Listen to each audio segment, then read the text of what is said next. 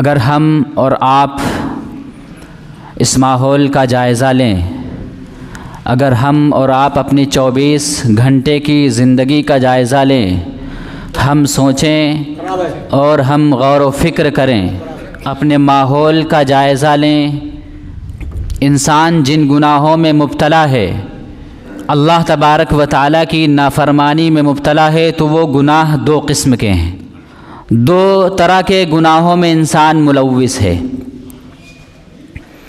پہلی قسم گناہ کی وہ ہے کہ انسان ان گناہوں کو کرتا ہے تو دنیا کے اعتبار سے، ظاہری اعتبار سے اس کو بڑا فائدہ ملتا ہے،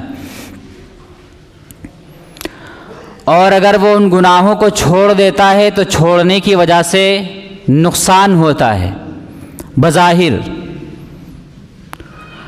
اور وہ یہ سمجھتا ہے کہ اگر ہم اس گناہ کو کریں گے تو ہمیں فائدہ ہوگا، اور اگر نہیں کریں گے تو ہمیں نقصان اٹھانا پڑے گا۔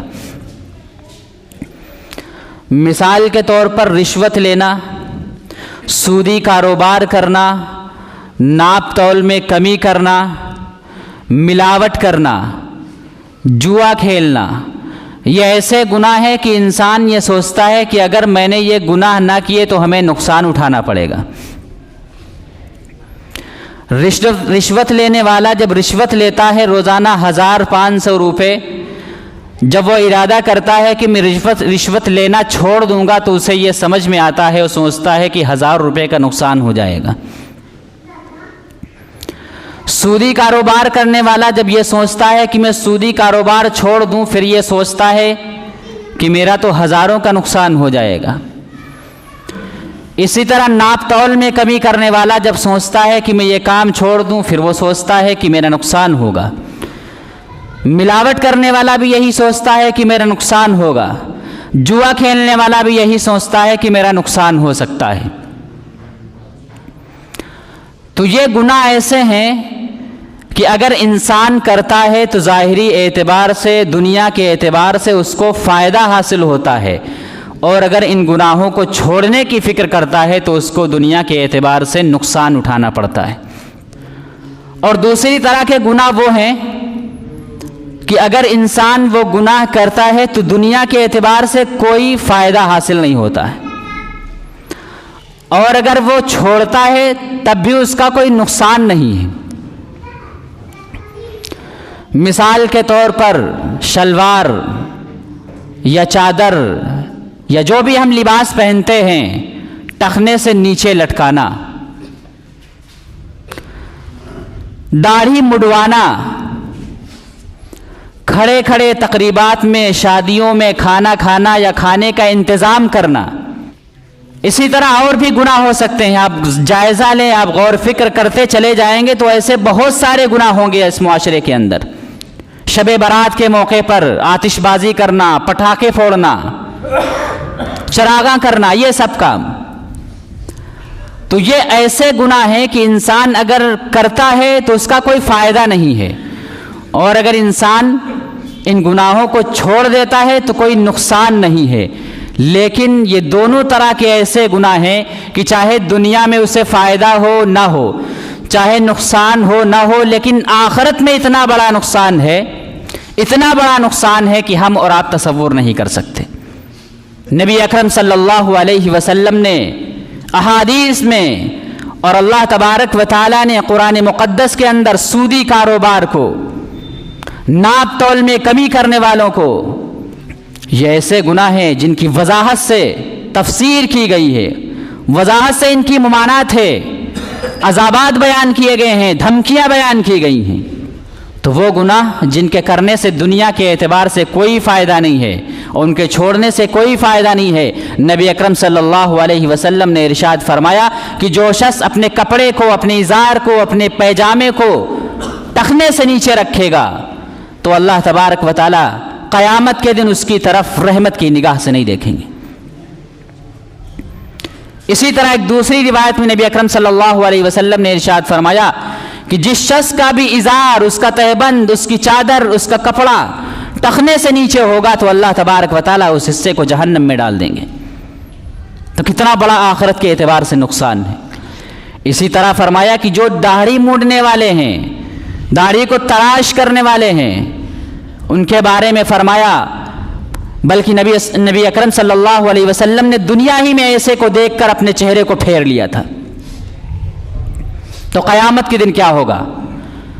قیامت کے دن کیا ہوگا جب اللہ کے نبی صلی اللہ علیہ وسلم اپنی نظر، اپنی نگاہ جو رحمت کی نگاہ ہوگی اس کی طرف سے پھیر لیں گے۔ تو یہ ایسے گناہ ہیں کہ انسان دنیا کے اندر کرتا ہے تو اسے لگتا ہے کہ کوئی نقصان نہیں ہے، اور اگر ان کو چھوڑ دیتا ہے تب بھی اس کو یہ محسوس ہوتا ہے کہ کوئی گناہ نہیں ہے، لیکن آخرت میں ان کا بہت بڑا نقصان ہے۔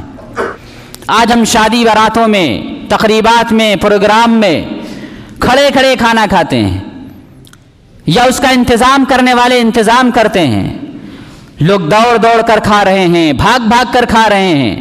انسانیت کو اس پہ شرم آتی ہے، جبکہ نبی کریم صلی اللہ علیہ وسلم نے جو تہذیب دی تھی ہمیں، نبی اکرم صلی اللہ علیہ وسلم نے جو طریقہ ہمیں دیا تھا وہ طریقہ اختیار کرنے کا تھا۔ آج ہم کہتے ہیں کہ نئی تہذیب اپنا رہے ہیں، اس نئی تہذیب کو دیکھ کر انسانیت کو شرم آتی ہے۔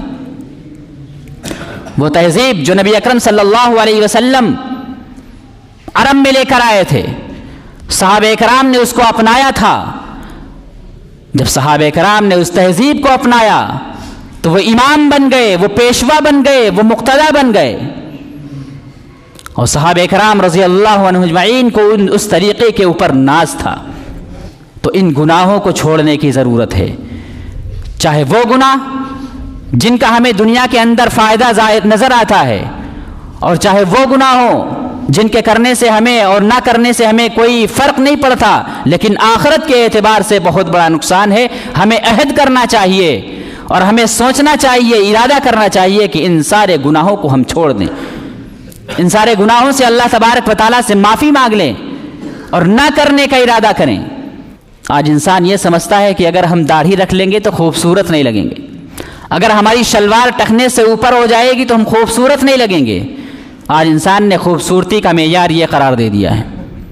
کیوں؟ اس لیے کہ ہم نے فطرت کو بھلا دیا ہے، جبکہ اللہ تبارک و تعالیٰ نے جتنے بھی انبیاء علیہ السلام کو بھیجا وہ انسانوں ہی میں سے تھے، اور اللہ تبارک و تعالیٰ نے ان کو حسن و جمال کا اعلیٰ درجہ عطا فرمایا تھا، حسین و جمیل تھے، اور سب سے آخر میں جناب محمد الرسول اللہ صلی اللہ علیہ وسلم کو بھیجا تو آپ کو حسن و جمال کا ایک کمال عطا فرمایا کہ 14ویں رات کا چاند بھی آپ کے حسن و جمال کے آگے کچھ بھی نہیں۔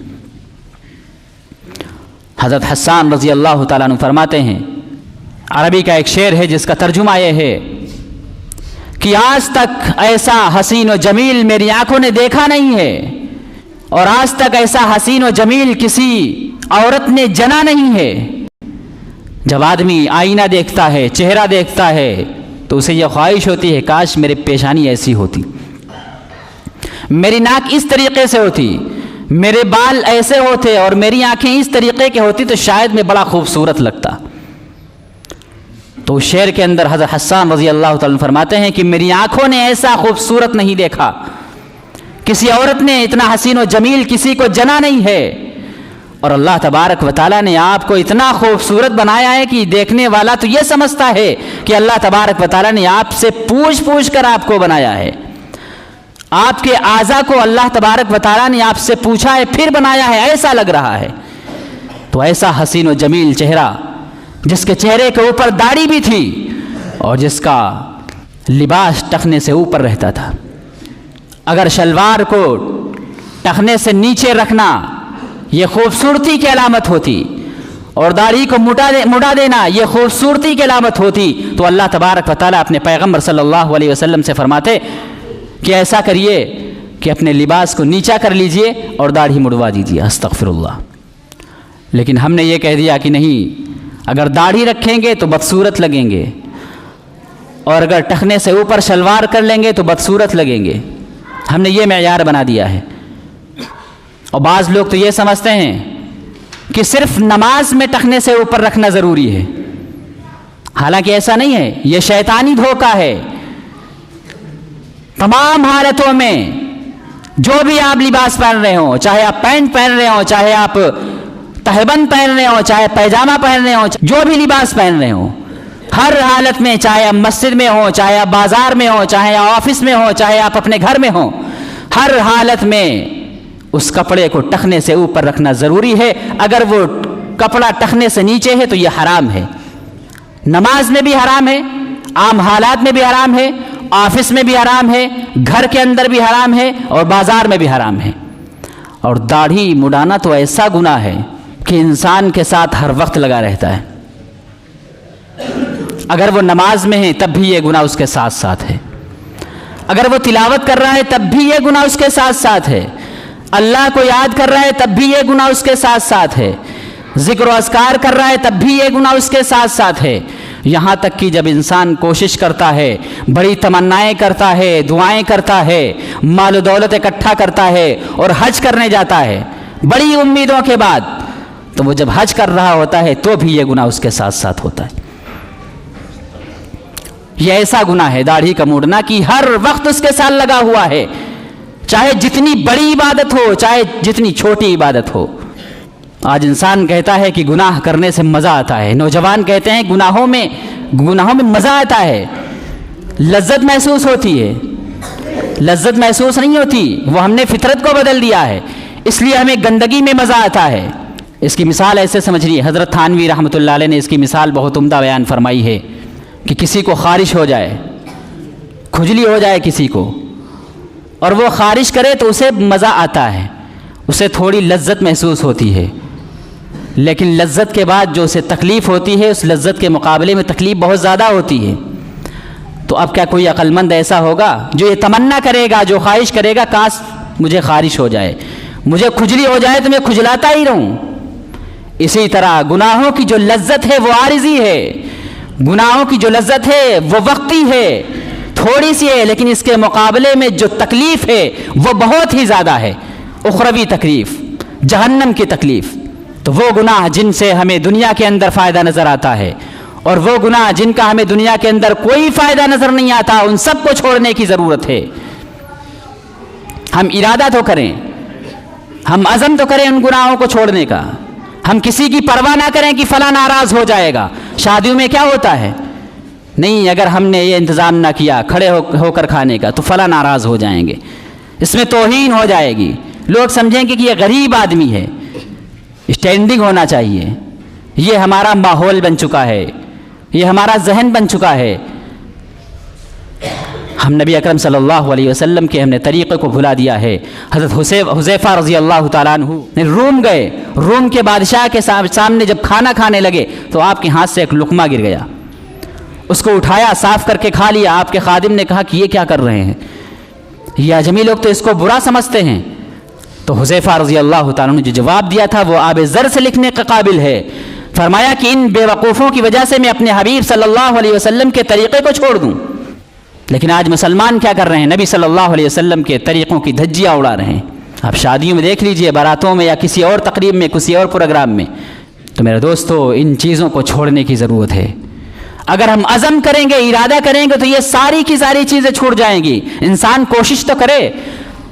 अल्लाह तबारक व तआला फरमाता है कि इंसान जब अल्लाह तबारक व तआला की तरफ एक बारिश बढ़ता है तो अल्लाह तबारक व तआला उसकी तरफ एक हाथ मुतवज्जह होता है, उसकी रहमत एक हाथ मुतवज्जह होती है। जब एक हाथ बढ़ता है तो अल्लाह तबारक व तआला दो हाथ उसकी तरफ मुतवज्जह होते हैं। जब वो चलकर अल्लाह तबारक व तआला की तरफ जाता है तो अल्लाह तबारक व तआला की रहमत दौड़ कर आती है। लेकिन कोई हो तो अल्लाह तबारक व तआला की रहमत की तरफ मुतवज्जह होने वाला, फिर देखे कि अल्लाह तबारक व तआला की रहमत किस तरह बरसती है। आज हम इरादा ही नहीं करते इन बुराइयों को छोड़ने का, आज हम अज़म ही नहीं करते हैं। यूसुफ अलैहिस्सलातु वस्सलाम पर जब ज़ुलेखा फरेफ्ता हुई, आज इंसान कहता हम कैसे गुनाहों को छोड़े। तो इंसान के जो बस में है वो इंसान करे, बाकी अल्लाह तबारक व तआला के ऊपर छोड़ दे। अल्लाह तबारक व तआला रास्ते पैदा फरमा देता है, अल्लाह तबारक व तआला की रहमत आती है, अल्लाह तबारक व तआला की मदद उतरती है। जब यूसुफ अलैहिस्सलातु वस्सलाम पर ज़ुलेखा फरेफ्ता हुई तो ज़ुलेखा ने क्या किया, सारे दरवाजे बंद कर दिए, उनमें ताले डाल दिए, आपको बुराई की तरफ बुलाया। तो यूसुफ अलैहिस्सलातु वस्सलाम ने क्या किया, जो करने का काम था वो किया। ये नहीं सोचा कि दरवाजे तो बंद हैं, ताले पड़े हुए हैं, अब मैं कहाँ जाऊँ भाग कर। तो تو جو کرنے کا کام تھا وہ کیا کہ دروازوں کی طرف بھاگے، حالانکہ ان کو پتا تھا کہ دروازے بند ہیں، تالے پڑے ہوئے ہیں، میں نہیں بھاگ سکتا ہوں، لیکن وہ دروازوں کی طرف بھاگے۔ کیوں؟ میرا کام بھاگنا ہے اور اللہ تبارک و تعالیٰ کا کام بچانا ہے۔ جب وہ دروازوں کی طرف بھاگے تو تالے اپنے آپ کھلتے گئے، دروازے کھلتے گئے اور یوسف علیہ السلام باہر چلے گئے، گناہوں سے بچ گئے۔ تو انسان اگر کوشش کرے گناہوں سے بچنے کی، انسان اگر ارادہ کرے تو اللہ تبارک و تعالیٰ کی طرف سے دروازے کھلتے چلے جاتے ہیں اور اللہ تبارک و تعالیٰ کی طرف رحمت اور مدد اترتی چلی جاتی ہے۔ تو ہم ارادہ کریں کہ ہم ان سارے گناہوں کو چھوڑیں، اللہ تبارک و تعالیٰ ہمیں عمل کی توفیق عطا فرمائے۔ وآخر دعوانا الحمدللہ رب العالمین۔ جن لوگوں نے سنتیں نہ پڑھی ہوں سنتیں پڑھ لیں۔